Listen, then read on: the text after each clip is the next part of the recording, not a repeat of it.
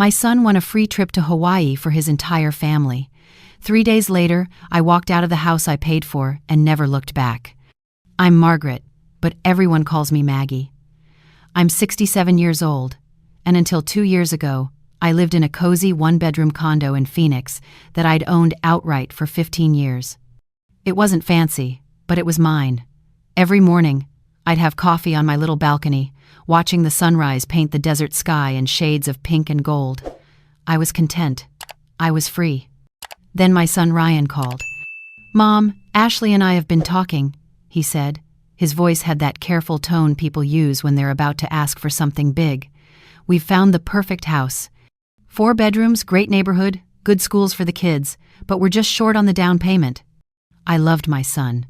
I'd raised him alone after his father left when Ryan was just 3. I'd worked double shifts as a nurse to give him everything he needed. When he met Ashley, I was thrilled. She seemed sweet, ambitious. They gave me 2 beautiful grandchildren, Olivia and Lucas, my whole heart. "How short are you?" I asked. "Well, we've saved $40,000, but we need at least $125 to avoid PMI and get a decent rate. The house is $425,000. I did the math in my head. $85,000. That was most of my savings from selling my condo. I'd gotten $185 for it after living there all those years. "Here's what I'm thinking, Mom," Ryan continued before I could respond. "What if you sold your place and moved in with us? You'd have your own room. The kids would love having Grandma around. And you could help us with the down payment. We'd all be together. One big happy family." Ashley got on the phone. "We really want this, Mom." She'd started calling me Mom about 6 months after they got engaged. "The kids are getting bigger. They need space. And honestly, it would be so nice to have help with them. You know how crazy our schedules are." Ryan worked in medical device sales. Ashley was a real estate agent. They both made good money, or so I thought. "You'd have your own room," Ashley repeated. "Your own space. Think about it, waking up to Olivia and Lucas every morning. Isn't that better than being all alone in that condo?" She had a point. I was alone. My sister lived in Colorado. My few close friends had scattered across the country. The condo had felt emptier as the years went on. "Let me think about it," I said. But they already knew my answer. I could hear it in Ashley's excited squeal. "Thank you, Mom, this is going to be amazing." 2 months later, I handed over a cashier's check for $85,000. My condo sold for exactly what I'd hoped. After closing costs and paying off the small home equity loan I'd taken out for Ryan's college years ago, I had $92,000 left. I gave them $85,000 and kept $7,000 for emergencies. The day we signed the papers, I sat in the title company office, reading through the documents. The mortgage broker, a middle-aged woman named Susan, pointed to the deed. "Mrs. Chen, since you're providing 68% of the down payment and your credit score is significantly higher, we're putting the property solely in your name initially. It's standard practice for the primary investor."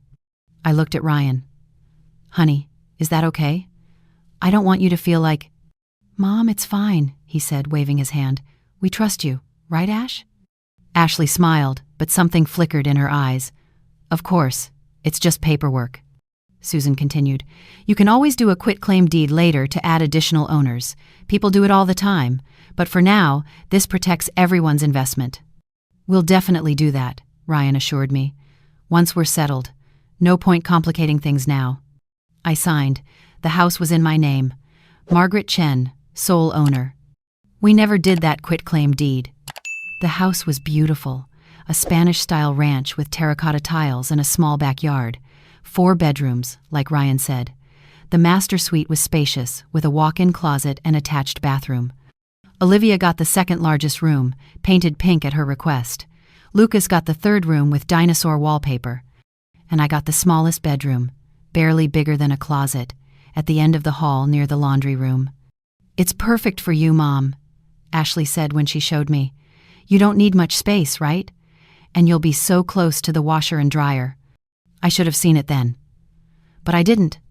The first few months were nice. I helped with the kids, cooked dinner most nights, kept the house clean. Ashley and Ryan were busy with work. I understood. I'd been busy too when Ryan was young. I was happy to help. Then small things started to change. "Mom, Since you're home anyway, could you grab my dry cleaning? Ashley would text. Mom, the kids need to be at soccer practice at 4. Can you take them? Mom, we're out of groceries. Here's a list. I didn't mind. I was retired, I had time, and I loved spending time with Olivia and Lucas. But then the requests became expectations, and the gratitude disappeared. One evening, about 6 months in, I made pot roast for dinner. I'd spent 3 hours preparing it, the way Ryan loved it when he was growing up. I set the table, put out fresh flowers I'd bought with my own money. Ashley came home first. She walked past the dining room without a word, went straight to the bedroom. Ryan came in 20 minutes later. Smells great, Mom, he said, loosening his tie. We sat down to eat. Ashley picked at her food. Is something wrong? I asked gently. It's just pot roast again? We had this last week.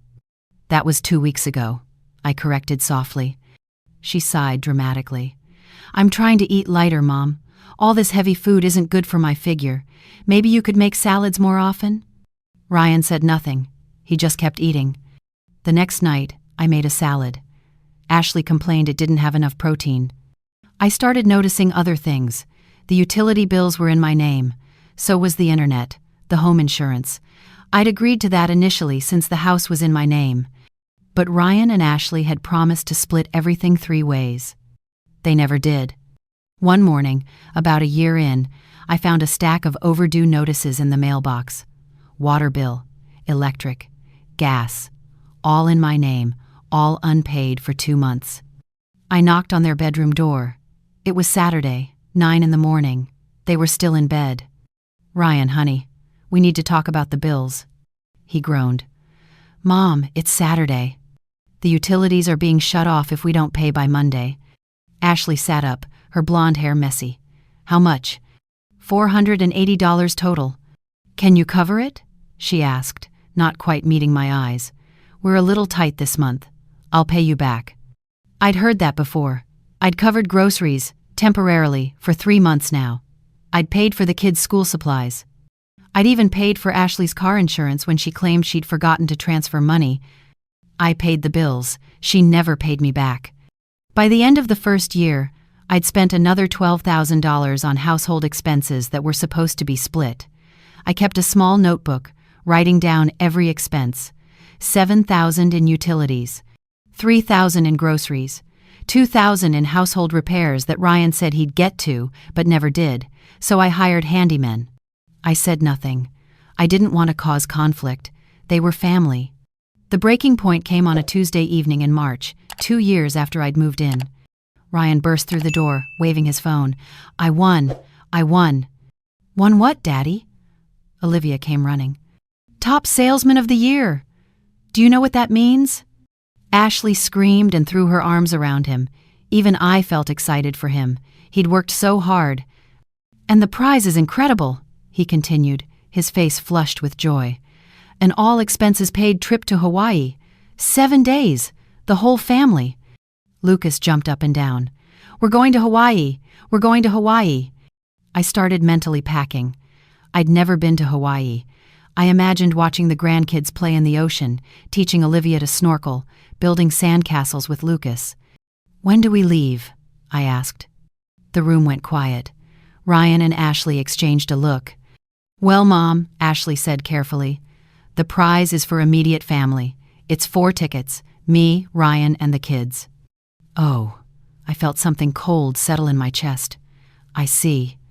I'm sure you understand, Ashley continued, her voice bright and false. The kids are so excited, and honestly, someone needs to stay here and watch the house. You know how it is. Can't leave a place empty for a whole week. You could ask a neighbor to check on things, I suggested quietly. I could pay for my own ticket. I have some savings. Mom, Ryan interrupted, not meeting my eyes. It's a family trip. The kids need this time with just us. You understand, right? I looked at my son, this man I'd raised, and felt like I was seeing a stranger. Of course, I heard myself say. You all should go. Have fun. For the next 2 weeks, I watched them pack. I helped Olivia pick out her swimsuits. I made sure Lucas had enough sunscreen. Ashley showed me pictures of the resort, the pools, the restaurants. "You'll be fine here, right, Mom?" she asked the day before they left. "There's some leftover casserole in the fridge. Should last you the week." "I'll be fine," I said. They left on a Saturday morning. Ryan hugged me briefly. "Thanks for understanding, Mom. We'll bring you back something nice." Ashley was already in the car, checking her phone. The kids waved from the back seat, too excited to notice my absence really meant. I stood in the driveway and watched them drive away. The house felt enormous and empty behind me.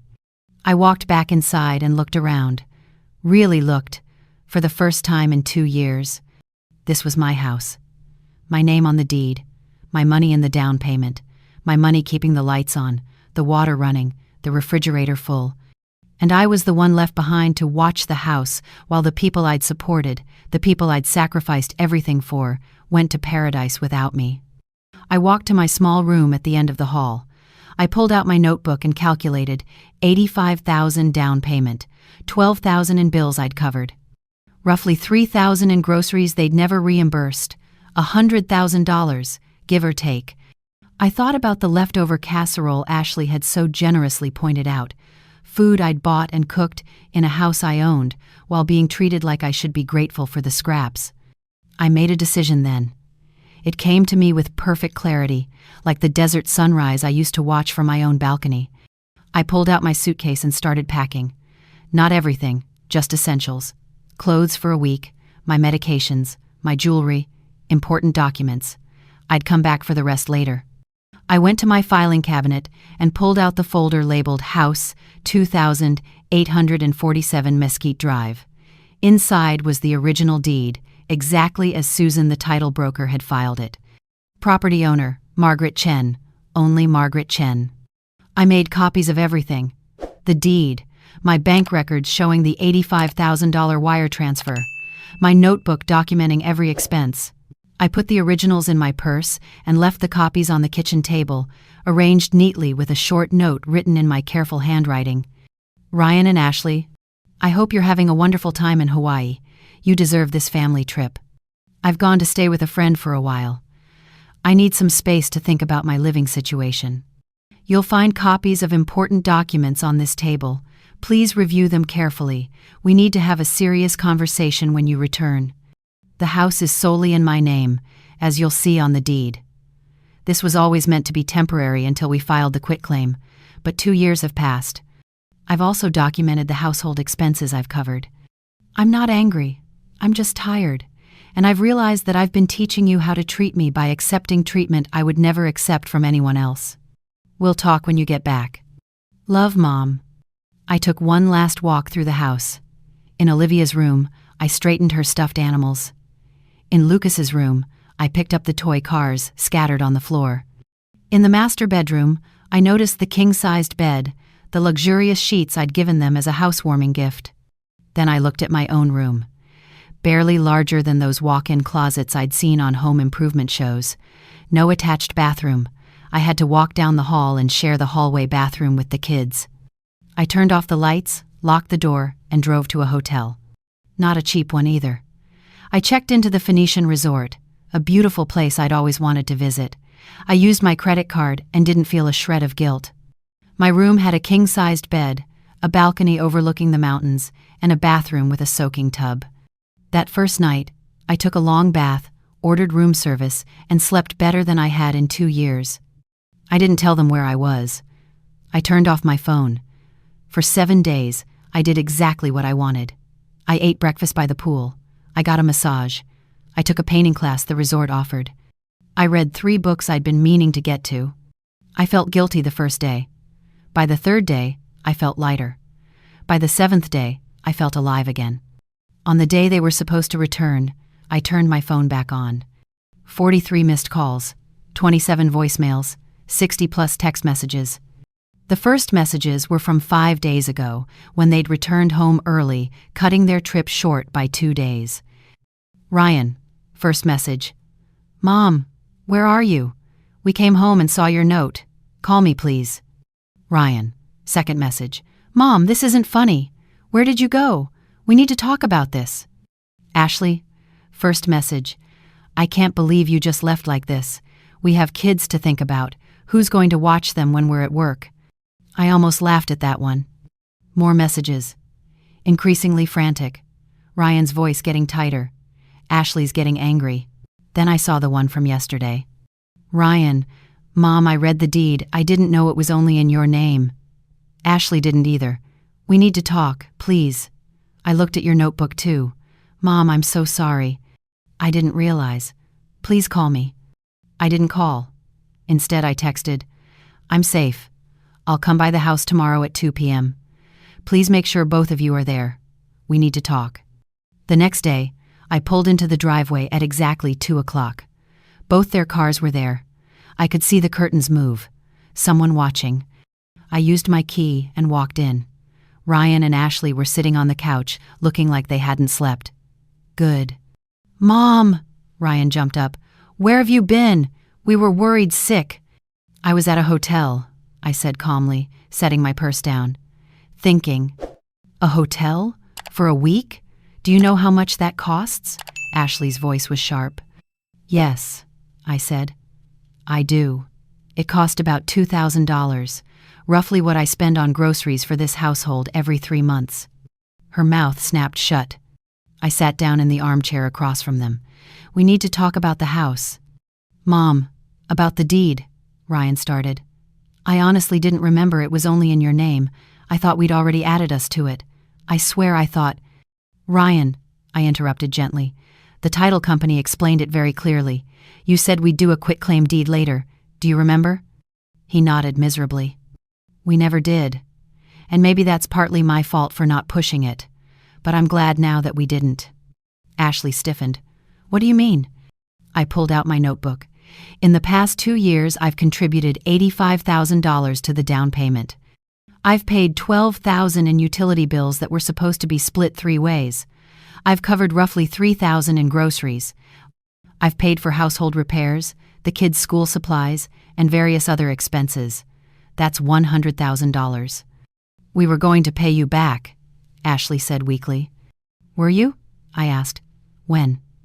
Ashley, you make at least $80,000 a year. Ryan makes over $100,000. You both have good incomes. Where is all your money going?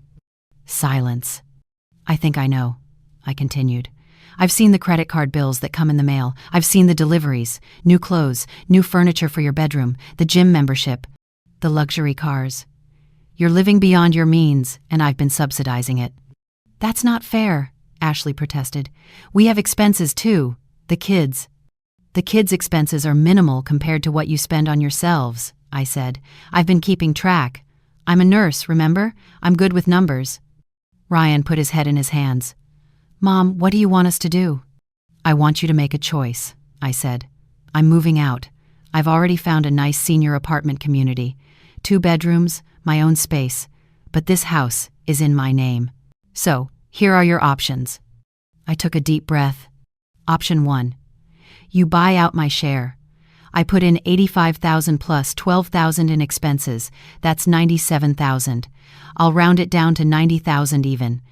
You get a loan, pay me $90,000, and I'll sign over the deed. The house is yours. Ashley's eyes widened. $90,000? We don't have that kind of money. Then option 2. You move out. I sell the house. After I recoup my investment and expenses, I'll split any remaining profit with you proportionally. You put in $40,000, so you'd get whatever percentage that represents of the final equity. You can't kick us out. Ashley stood up. We have children, we have a life here. I can't kick you out, I agreed. But I also can't continue to live like this. And it's my house. You've known that for 2 years, whether you acknowledged it or not. Ryan looked up at me, and I saw tears in his eyes. Real tears. Mom, I'm so sorry. I didn't see what was happening. Ashley and I, we got caught up in our lives, and we took advantage of you. We took you for granted. You did, I said simply. You left me behind when you went to Hawaii.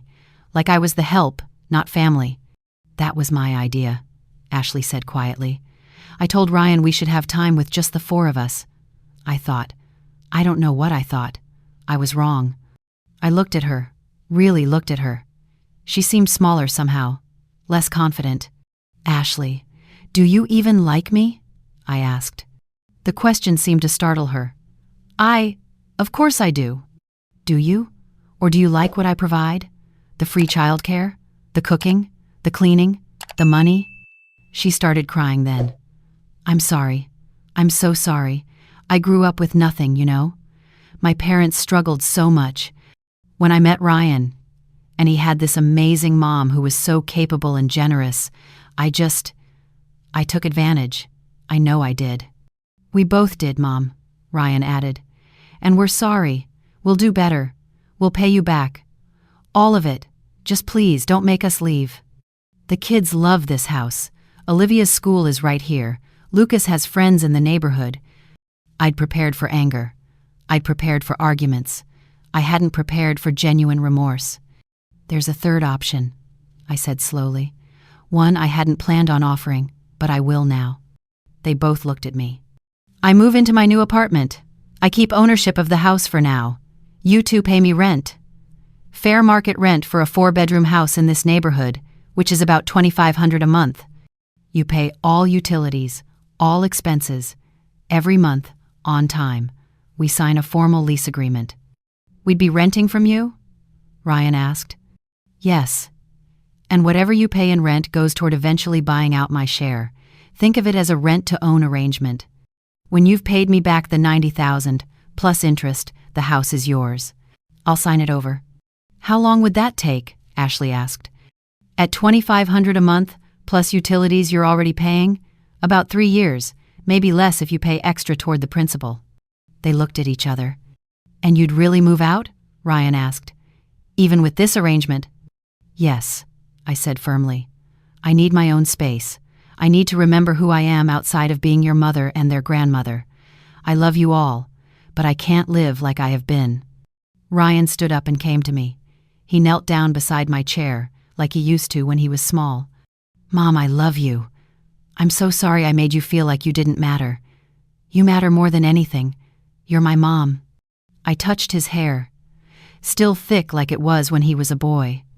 I know, honey, but I'm also a person, and I deserve to be treated like one. You do, he said, and from now on, you will be, I promise. We worked it out. They agreed to option 3. We signed a formal lease agreement the following week, notarized and everything. Ryan and Ashley started paying rent on the 1st of every month. They never missed a payment. I moved into a beautiful 2-bedroom apartment in a senior community called Desert Bloom. My balcony faces east, and every morning I watch the sunrise, just like I used to. I've made friends. I take water aerobics classes. I volunteer at the library twice a week. I see my grandkids often. Ryan brings them over every Sunday for lunch. Sometimes Ashley comes too. Our relationship is better now, built on respect instead of expectation. Last month, Olivia asked me, Grandma, why don't you live with us anymore? Because Grandma needs her own space, sweetie, I told her. Just like you have your own room. Everyone needs a place that's just theirs. But don't you miss us? She asked. Every day, I said honestly. But I love you better from here. And I do. I love them freely now, not from obligation or guilt or because I'm trapped. I love them because I choose to, and they love me back the same way. Ryan told me last week that they've almost paid off half of what they owe me. At this rate, the house will be theirs in less than 2 years. We're going to do it right this time, Mom, he said. When we pay you back, we want you to use that money to take a real vacation. Hawaii, Europe, wherever you want to go. I might just do that, I said. Because I've learned something important in these past months. I've learned that love without boundaries isn't really love. It's just enabling. I've learned that being a mother doesn't mean sacrificing yourself on the altar of your children's comfort. I've learned that sometimes the most loving thing you can do is say no. I've learned that peace is worth more than keeping the peace. And I've learned that it's never too late to choose yourself. I'm 67 years old. I spent 40 years putting everyone else first. For the first time in my life, I'm putting myself first. Not in a selfish way, but in a necessary way. And you know what? The sunrise looks better from here.